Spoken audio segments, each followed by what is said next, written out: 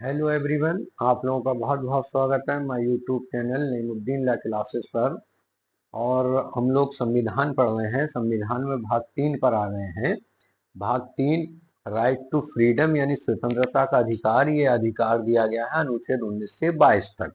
इसके 3 अनुच्छेद हमने पढ़ लिए हैं। तीनों की अलग अलग वीडियो है, आप देख सकते हैं। अनुच्छेद 19, अनुच्छेद 20 और अनुच्छेद 21।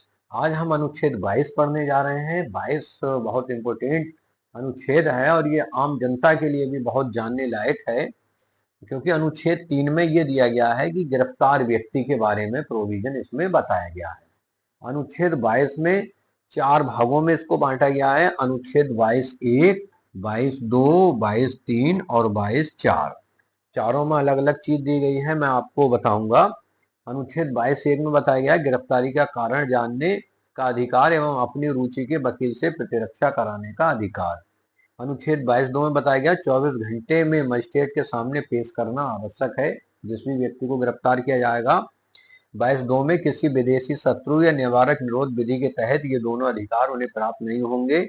22(4) में निवारक निरोध अधिनियम के तहत कितने दिन तक निरुद्ध किया जा सकता है इसके बारे में बताया गया है।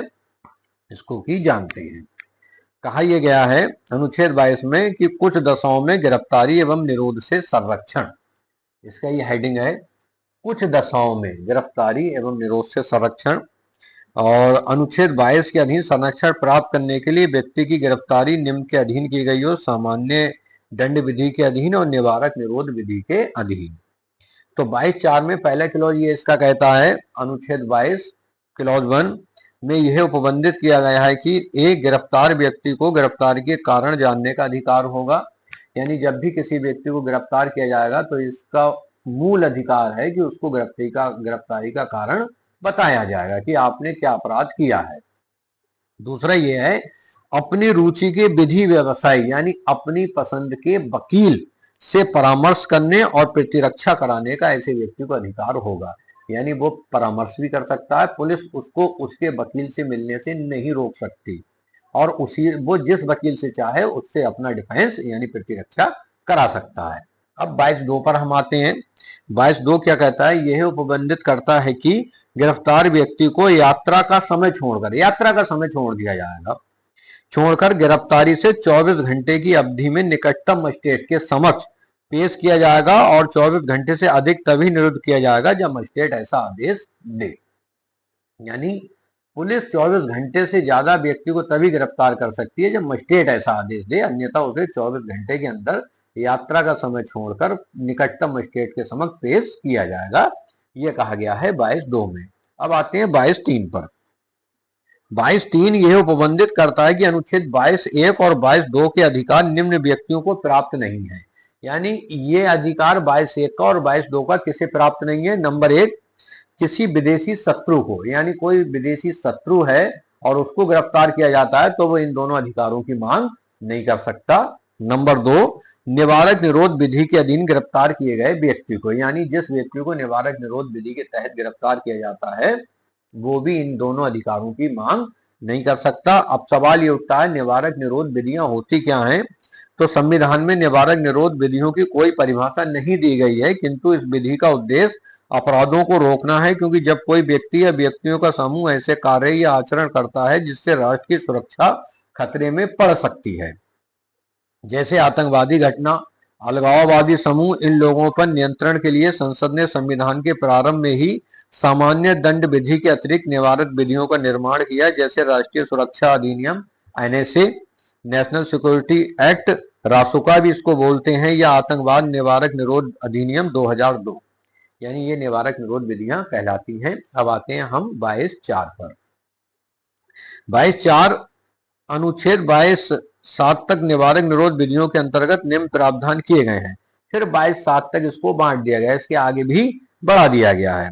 इसमें यह कहा गया है कि अनुच्छेद 22 के अधीन निवारक निरोध विधि के तहत 44वें संविधान संशोधन अधिनियम 1978 से पहले 3 माह की अवधि के लिए निरुद्ध किया जा सकता था, परंतु इस संशोधन के बाद 3 माह की अवधि को 2 माह कर दिया गया और यह प्रावधान कर दिया गया कि सलाहकार बोर्ड की सिफारिश पर 2 माह की अवधि से अधिक निरुद्ध नहीं किया जा सकता। अब बात यह है सलाहकार बोर्ड में कौन होंगे, तो ये कहा गया है कि सलाहकार बोर्ड उच्चतम न्यायालय के मुख्य न्यायमूर्ति की सिफारिश से गठित किया जाएगा। यानी जो सलाहकार बोर्ड होगा वो हाई कोर्ट के जो उच्चतम सुप्रीम कोर्ट के जो जज होंगे उनकी सिफारिश से गठित किया जाएगा, जिसमें एक अध्यक्ष तथा 2 सदस्य होंगे। अध्यक्ष हाई कोर्ट का सेवारत जज होगा और सदस्य हाई कोर्ट के सेवारत न्यायाधीश या रिटायर्ड न्यायाधीश हो सकते हैं। यदि किसी व्यक्ति को निवारक निरोध विधि के अंतर्गत निरुद्ध किया जाता है तो वह व्यक्ति सलाहकार बोर्ड के समक्ष याचिका दाखिल कर सकता है और सलाहकार बोर्ड ऐसे निरोध को रद्द कर सकता है या आवश्यक कार्रवाई जो भी समझे वो कर सकता है। तो ये अनुच्छेद 22 था। अनुच्छेद 22 से जो क्वेश्चन आते हैं उसको हम समझ लेते हैं। ये 2 क्वेश्चन बहुत लीडिंग है। पहला, गिरफ्तारी के कारण जानने का अधिकार और अपनी रुचि के वकील से प्रतिरक्षा करने का और परामर्श करने का अधिकार। कई बार पूछ लेते हैं कि गिरफ्तारी के कारण जानने का अधिकार या अपने वकील से परामर्श या प्रतिरक्षा कराने का अधिकार किस अनुच्छेद में है, तो अनुच्छेद 22(1) में। फिर यह आता है 24 घंटे के अंदर यात्रा का समय छोड़कर जिस भी व्यक्ति को गिरफ्तार किया जाएगा उसे मजिस्ट्रेट के समक्ष पेश किया जाएगा। पुलिस का ये कर्तव्य है। ये किसमें है, अनुच्छेद 22(2) में।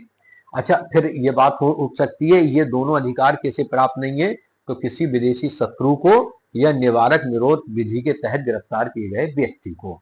तो इन दोनों को ये अधिकार प्राप्त नहीं है। फिर एक सवाल उठता है निवारक निरोध विधि के तहत व्यक्ति को कितने दिन तक गिरफ्तार किया जा सकता है, तो 2 माह।